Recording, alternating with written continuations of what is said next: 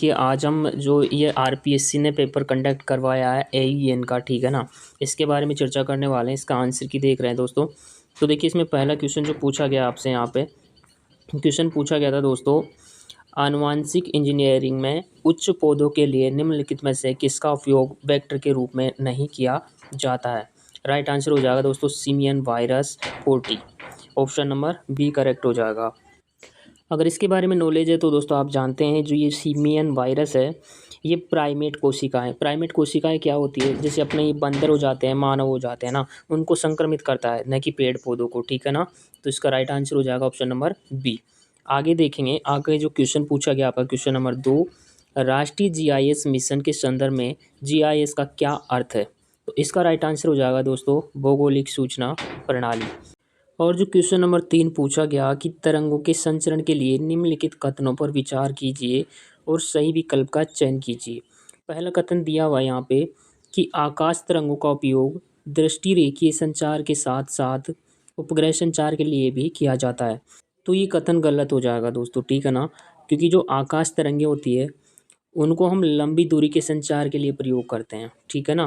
तो यहाँ पे आकाश तरंगों का दृष्टि रेखीय के साथ दे रखा है, तो ये गलत हो जाएगा, क्योंकि आकाश तरंग हम जानते हैं लंबी दूरी के संचार के लिए इनका प्रयोग किया जाता है, ठीक है। जबकि जो अपने पास में ही सूक्ष्म तरंगें होती है ना, उनका प्रयोग किसके लिए करते हैं हम, दृष्टि रेखीय संचार के लिए करते हैं। और जो ये दृष्टि रेखीय होती है इनका प्रयोग जो है ना दोस्तों, हम दृष्टि रेखीय में सूक्ष्म तरंगों का उपयोग करते हैं, ठीक है। तो ये तो गलत हो जाएगा। इसके बाद में कथन बी दे रखा है कि व्योम तरंगों का उपयोग 40 मेगाहर्ट्ज से 100 मेगाहर्ट्ज तक आवर्ती परास में संचार के लिए किया जाता है। तो देखो ये बिल्कुल सही दे रखा है यहाँ पे। जो ये तरंगें होती है ना व्योम तरंगें, तो ये व्योम तरंगें ऐसी तरंगें होती है दोस्तों जो सीधे प्रेषक, मतलब जो एंटीना वगैरह होती है ना, उन तो पहले होता था ना, पहले के ज़माने में जो एंटीना वगैरह होता था उनसे टीवी वगैरह चलती थी अपने, ठीक है। तो इनका प्रयोग किया जाता था मुख्य रूप से दृष्टि रेखीय संचार में। इसकी जो आवर्ती प्रकाश होती है ना वो 30 मेगाहर्ट्ज से 300 मेगाहर्ट्ज तक की होती है, ठीक है। तो इसका तो ये कथन सही हो जाएगा। तो केवल बी जो है ना, बी अपना राइट आंसर हो जाएगा यहाँ पे, कथन बी। ए तो गलत है, तो केवल कथन बी सत्य हो जाएगा। अगला क्वेश्चन, और क्वेश्चन नंबर 4 पूछा गया यहाँ पे कि निम्नलिखित में से किस कार्बन नैनो क्लस्टर की कक्ष ताप के निकट तापीय चालकता उच्चतम होती है। तो दोस्तों इसका राइट आंसर हो जाएगा ऑप्शन नंबर 3 ग्राफीन, ठीक है ना। ग्राफीन क्या है दोस्तों, एक कार्बन का ही तो एक अपरूप है। इसको जो है ना, इसकी उच्चतम तापीय चालकता के कारण ही बहुत बहुत ज़्यादा महत्व दिया जाता है दोस्तों। ऐसा कहा जाता है कि जो ये है ना कार्बन नैनो ट्यूब और हीरा और ग्रेफाइट से भी बेहतर माना जाता है, ठीक है ना। इसके बारे में ऐसी बातें की जाती है और वास्तव में ये जो है ना दोस्तों, ये अपनी असाधारण तापीय चालकता के लिए ही जाना जाता है। तो इसका तो राइट आंसर हो जाएगा ऑप्शन नंबर 3। आगे क्वेश्चन देखेंगे आप, क्वेश्चन नंबर 5 पूछा गया था जो रीजनिंग का क्वेश्चन है, और रीजनिंग का क्वेश्चन है, आप सोल्व कर सकते हैं, सब कोई कर लेता है रीजनिंग, ठीक है। आगे देखो क्वेश्चन, पार्किंसन रोग से संबंधित क्वेश्चन दे रखा। पार्किंसन रोग निम्नलिखित में से किसमें डोपामाइन की कमी के कारण होता है। तो पार्किंसन रोग जो है ना दोस्तों, मस्तिष्क में जब अपने न्यूरॉन्स नष्ट होने लगते हैं तो उसके कारण होता है ये पार्किंसन रोग। ऑप्शन नंबर 3 इसका करेक्ट आंसर हो जाएगा। अगला क्वेश्चन देखेंगे आप, 7 नंबर का क्वेश्चन जो पूछा जा रहा है, मानव के अधपाद लोअर लिम्ब जिसको हम बोलते हैं कि लसिका वाहिकाओं लिम्फेटिक वेसल्स के बारे में बोला जा रहा है, में दीर्घकालिक शोध के लिए उत्तरदायी रोगाणु कौन सा है, ये बताना है आपको, ठीक है। और इसका राइट आंसर हो जाएगा दोस्तों आपके पास में वुचुरिरियाई ब्रोंको। ये देखो ऑप्शन नंबर जो 3 दिख रहा है आपको, वुचुरिरिया ब्रोंकोप्टाई, ठीक है ना। इसका राइट आंसर ऑप्शन नंबर 3 हो जाएगा। जो मानव के निचले अंग होते हैं ना दोस्तों, उनको हम बोलते हैं लोअर लिम्ब, ठीक है। उनकी लसिका वाहिकाओं में जो है ना, लसिका वाहिका मतलब लिम्फेटिक वेसल्स, उनमें दीर्घकालिक सूजन, बोले तो दीर्घकालिक सूजन का मतलब दोस्तों क्रोनिक जो इन्फ्लेमेशन होता है उसके कारण फाइलेरियल कृमि होता है, जिसमें सबसे आम कौन सा होता है, यही होता है वुचुरेरिया ब्रोंकोप्टाई। यह कृमि जो है ना दोस्तों फाइलेरिया या हाथी पाँव नामक रोग के कारण होता है, ठीक है। अगला क्वेश्चन देखेंगे क्वेश्चन नंबर 7, और क्वेश्चन नंबर 8 है कि निम्नलिखित में से कौन सा ग्रीन हाउस गैसों का युग्म क्योटो प्रोटोकॉल के अनुलग्न ए में शामिल नहीं था।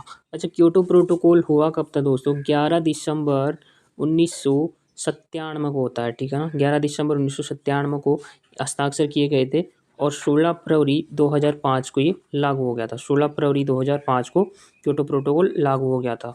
अच्छा, इसमें जो है ना 6 गैस शामिल की गई थी। कौन कौन सी थी दोस्तों? कार्बन डाइऑक्साइड थी, ठीक है, नाइट्रस ऑक्साइड थी, हाइड्रोफ्लोरोकार्बन थी, आपका ये जो है ना इसमें मीथेन भी था, ठीक है। और इसके बाद आपका सल्फर जो हेक्साफ्लोराइड होता है जिसका सूत्र SF6 होता है, ठीक है ना, वो भी था इसमें, ये वाला, ठीक है। तो इसमें कौन कौन नहीं था? क्लोरोफ्लोरोकार्बन और ये आपका जो ओजोन हो जाएगा, ठीक है ना। ऑप्शन नंबर 4 इसमें जो है ना करेक्ट हो जाएगा, क्योंकि ये जो गैस शामिल नहीं थी दोस्तों। 4 गैसें मैंने आपको 6 गैस मैंने आपको बताई कौन कौन सी थी। Carbon dioxide, methane, nitrous oxide, hydrofluorocarbon, sulphur hexafluoride और परफ्लोरोकार्बन, ठीक है, ये आपकी शामिल थी। बाकी ये जो आपको दिया हुआ है यहाँ पे ऑप्शन नंबर 4 में क्लोरोफ्लोरोकार्बन और ओजोन, ये शामिल नहीं थी। अगला क्वेश्चन आप देखेंगे, क्वेश्चन नंबर 9। क्वेश्चन नंबर 9 जो है ना मैथ का क्वेश्चन पूछा गया कि दो लंबवर्तीय शंकुओं की ऊंचाई का अनुपात 1:3 तथा उनके आधारों की त्रिज्याओं का अनुपात 3:1 है, तो उनके आयतनों का अनुपात क्या होगा? दोस्तों जो मैंने जो है ना मैंने बहुत पेपरों को एनालिसिस किया है। जो बंदा अगर RS अग्रवाल को पढ़ता होगा ना, RS अग्रवाल को फॉलो करता होगा, वो RSS भी हो या RPSC के क्वेश्चन हो, किसी भी क्वेश्चन को नहीं छोड़ता होगा। क्योंकि जो ये आप क्वेश्चन देख रहे हैं ना, ये आपके सामने जो क्वेश्चन है सेम टू सेम, अंक भी चेंज नहीं होगा, आपको RS अग्रवाल में मिल भी जाएगा, है ना। तो यहाँ पे देखो आयतनों का अनुपात पूछा है। शंकु का आयतन क्या होता है दोस्तों? शंकु का आयतन होता है 1/3 πr²h। तो आयतनों का अनुपात पूछा है, नीचे भी लगा दो 1/3 πr²h। आर की जगह पे आपको त्रिज्या रखनी है, ठीक है। यहाँ पे देखो पहले क्या रख दोगे त्रिज्या, यहाँ से देखो 1/3 कट जाएगा, पाई से पाई कट जाएगा, r²h बचा, r²h बचा, ठीक है ना। पहले इसको 1 दे दो, इसको 2 दे दो, नाम दे दो भाई, ठीक है ना, r1/r2। और यहाँ पे दे रखा है ना h भी तो है अपने पास में, तो r² कर देना, r1/r2 का स्क्वायर कर देना और इनटू में h1/h2 कर देना, ठीक है।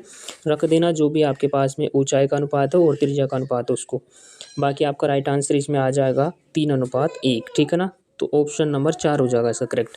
पूछा गया दोस्तों आपसे रीजनिंग का क्वेश्चन पूछा गया ना। देखो क्या कह रहा है क्वेश्चन, ABCD तथा E 5 व्यक्ति है। इनमें से पैसे से एक डॉक्टर, एक इंजीनियर तथा एक अन्य कार्यकारी अधिकारी है। C तथा E अविवाहित महिलाएं तथा बेरोजगार है। मतलब C और E तो कुछ भी नहीं है, बेरोजगार है, ठीक है ना। क्वेश्चन आपसे देखो लास्ट में पूछ क्या रहा है, इनमें से कौन सा कार्यकारी अधिकारी है? तो आपका C तो हो नहीं सकता, ठीक है, E ऑप्शन में दिया नहीं है। दूसरी बात फिर देखो आगे पढ़ो, कोई भी महिला इंजीनियर या डॉक्टर नहीं है।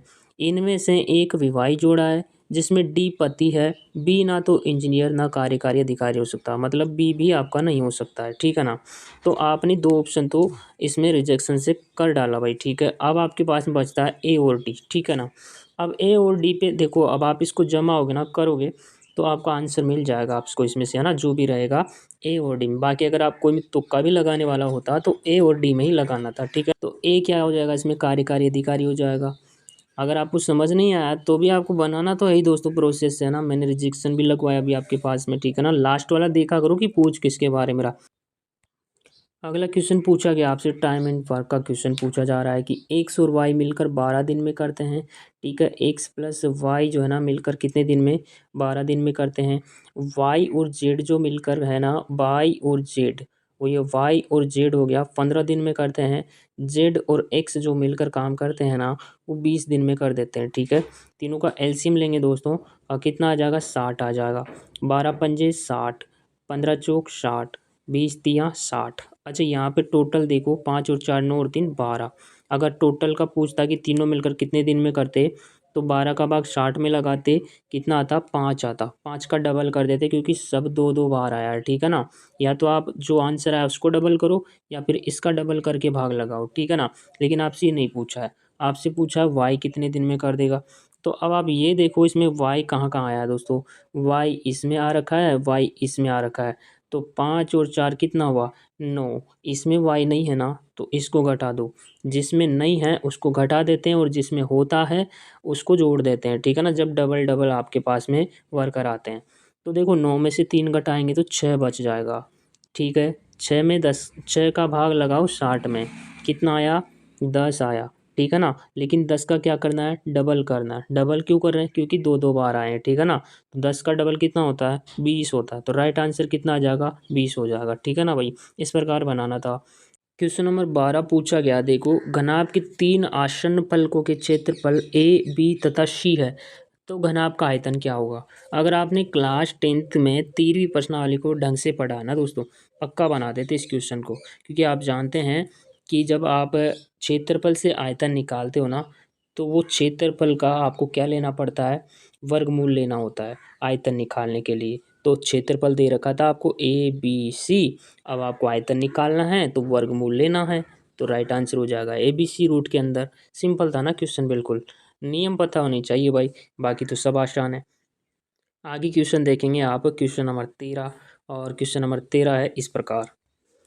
क्वेश्चन नंबर 13 पूछा गया यहाँ पे आपको, राजस्थान डाटा सेंटर नीति 2025 में निम्नलिखित कथनों पर विचार करें और सही विकल्प को आपको चुनना है। 7 वर्षों के लिए 100% विद्युत शुल्क के भुगतान से छूट प्रदान की गई है, ये बात बिल्कुल सही हो जाएगी।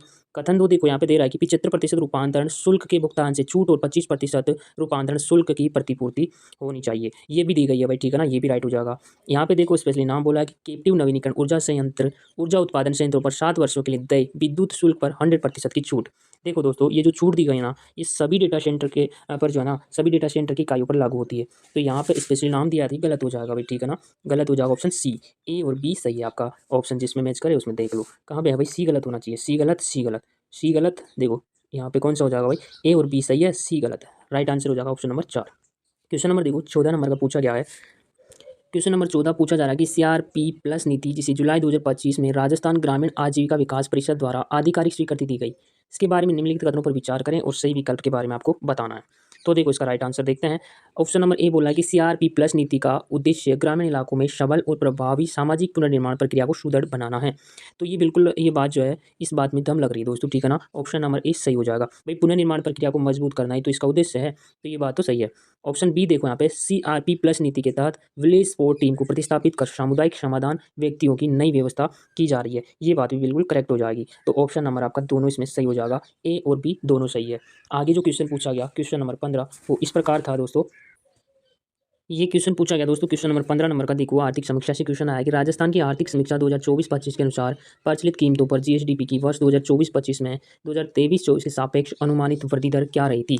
तो अगर जिसने ऊपर से भी आर्थिक समीक्षा पढ़ी होगी तो पक्का उसने 12.02% किया होगा दोस्तों यहाँ पे, ठीक है ना। जो प्रचलित कीमतों पर GSDP थी ना, वो 2024-25 में अगर रुपये में बात करता तो 17.04 लाख करोड़ होने का अनुमान लगाया गया है, ठीक है ना। जो वर्ष 2023-24 में 15.22 लाख करोड़ से 12.02% की वृद्धि को दर्शाता है, ठीक है ना भाई। अगर आपने पढ़ा होगा तो ये पक्का बनाया होगा।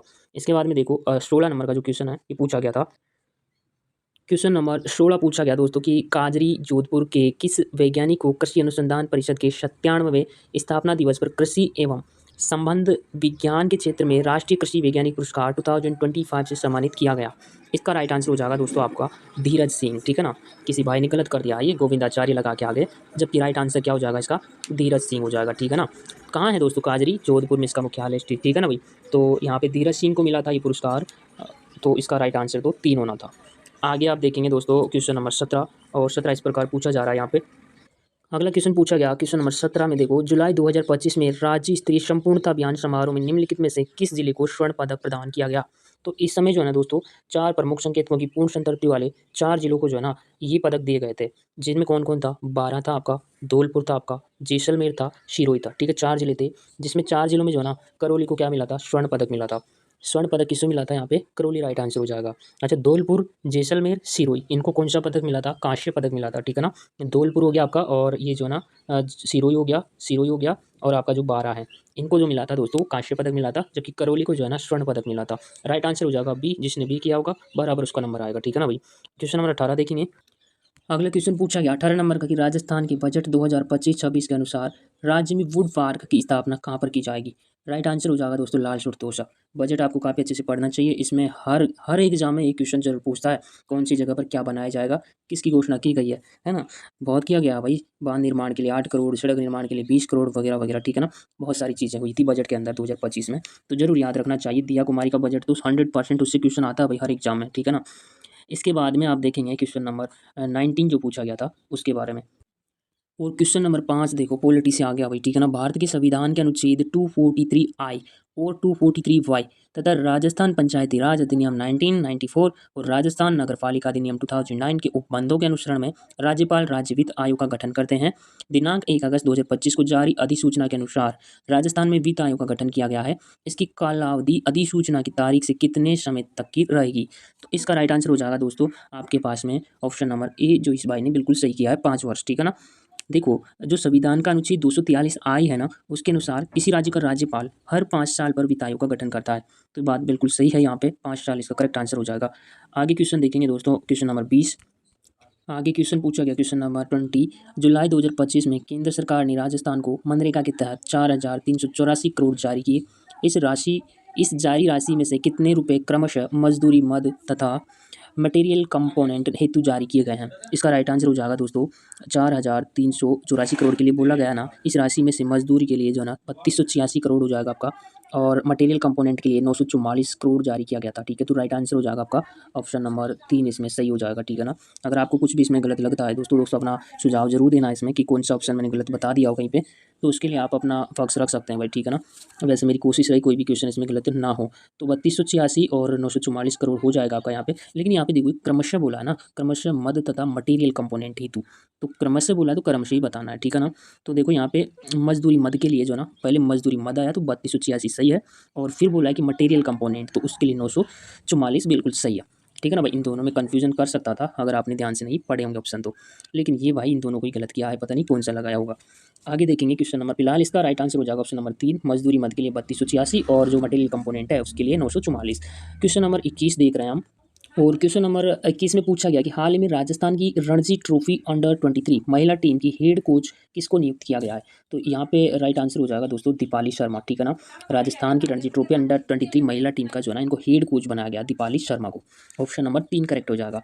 22 नंबर का क्वेश्चन देखेंगे, और जो 22 नंबर का क्वेश्चन पूछा गया वो इस प्रकार था कि 26 जुलाई 2025 को अंतर्राष्ट्रीय पर्यटन सम्मेलन एवं ट्रेवल पुरस्कार समारोह में राजस्थान को सर्वश्रेष्ठ सांस्कृतिक गंतव्य का पुरस्कार निम्नलिखित समूह में से किसके द्वारा दिया गया। तो इसका राइट आंसर हो जाएगा माई टूरिज्म माइंड्स, ठीक है ना भाई। ऑप्शन नंबर ए करेक्ट हो जाएगा। क्वेश्चन नंबर 23 देखेंगे, पूछा गया कि गृह मंत्रालय द्वारा 12 जुलाई 2025 को जारी अधिसूचना में निम्नलिखित में से किस व्यक्ति को राज्यसभा के लिए नामित नहीं किया गया था। कि 12 जुलाई 2025 को जो अधिसूचना जारी की गई थी उसमें राष्ट्रपति द्रौपदी मुर्मू जो थे ना, उन्होंने अनुच्छेद 80 के तहत राज्यसभा के लिए 4 सदस्यों को नामित किया था। कितने? 4 सदस्यों को नामित किया था। अच्छा, आपके लिए एक क्वेश्चन हो जाएगा, राज्यसभा के लिए नामित होने वाले पहले व्यक्ति या महिला कौन थी, ठीक है ना। ये आप बता सकते हैं अगर पता हो तो। लेकिन 4 सदस्यों में कौन कौन थे दोस्तों, आपका हो जाएगा वीरेंद्र हेगड़े थे, ठीक है। मीनाक्षी जैन भी थे, बिल्कुल सही है। यहाँ पे आपका हर्षवर्धन श्रृंगला भी थे। लेकिन ये जो दिया हुआ ना सच्चिदानंद मास्टर, जो इस भाई ने बिल्कुल करेक्ट किया है, वो आपका इसमें जो है लिस्ट में नामित नहीं था, ठीक है। इसका राइट आंसर हो जाएगा ऑप्शन 3। 24 नंबर का क्वेश्चन देखते हैं दोस्तों, क्वेश्चन नंबर 24। और क्वेश्चन नंबर 24 इस प्रकार है, कह रहा है कि जुलाई 25 में नौसेना के बेड़े में शामिल भारत का पहला स्वदेशी रूप से डिजाइन तैयार गोताखोर सहायता पोत कौन सा है। तो इसका राइट आंसर हो जाएगा दोस्तों आपका INS निस्तार, ठीक है ना। INS निस्तार जो है भारत का पहला स्वदेशी रूप से डिजाइन और निर्मित डाइविंग सपोर्ट वेसल्स, DSV का पूरा नाम होता है दोस्तों, क्या होता है, डाइविंग सपोर्ट वेसल, ठीक है ना। ये इसका पूरा नाम होता है, जिसको क्या किया गया था 18 जुलाई 2025 को जो है ना भारतीय नौसेना में शामिल किया गया था। अच्छा, ये पोत जो है ना दोस्तों गहरे समुद्र में गोताखोरों पनडुब्बी का बचाव करने में और उनका जो अभियान होता है उनको अंजाम देने में सक्षम है। INS निस्तार, ठीक है ना भाई। पूछा जाता है ऐसा जो ये पोत होते हैं इनके बारे में।